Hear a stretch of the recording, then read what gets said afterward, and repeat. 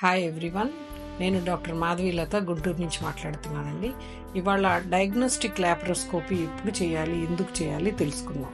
Diagnostic laparoscopy అంటే చిన్న రంధ్రం ద్వారా కెమెరా లోపలికి పంపించి యూట్రస్, గర్భసంచి, దాని పక్కన ఉన్నటువంటి ఓవరీస్, ట్యూబ్స్ అంటాం కదా, అవన్నీ ఎలా ఉన్నాయో చూడటానికి ఉపయోగపడుతుంది అనమాట. ఇది ఇన్ఫర్టిలిటీలో కానీ వేరే ఏ కండిషన్లో అయినా కానీ ఒకటి రోగ నిర్ధారణకి, వాళ్ళ ట్రీట్మెంట్కి కూడా ఉపయోగపడుతుంది. రోగ నిర్ధారణ అంటే యూట్రస్ అంటే బై బర్త్ ఎట్లా ఉంది, ఏమన్నా తేడాలు ఉన్నాయా. కొన్నిసార్లు 2 యూట్రస్లు ఉంటాయి, కొంతమందికి లోపల సెప్టమ్ ఉన్నట్టు ఉంటుంది, గడ్డలు ఉంటాయి దానికి, అవన్నీ కనపడతాయి. ఇంకొకటి పక్కన ఓవరీస్ ఉంటాయి, వాటిలో నీటి బుడగలు ఉన్నాయా, పిసిఓడి అంటాం కదా, అవి ఉన్నాయా, ఇంకా వేరే సిస్ట్లు ఏమన్నా ఉన్నాయా, ట్యూబ్స్ ఎట్లా ఉన్నాయి కనపడతాయి. దీంట్లో ట్యూబ్ ద్వారా డై టెస్ట్ కూడా చేస్తాం అనమాట. సో ట్యూబ్స్ క్లియర్గా ఉన్నాయా లేవా అని తెలుస్తుంది.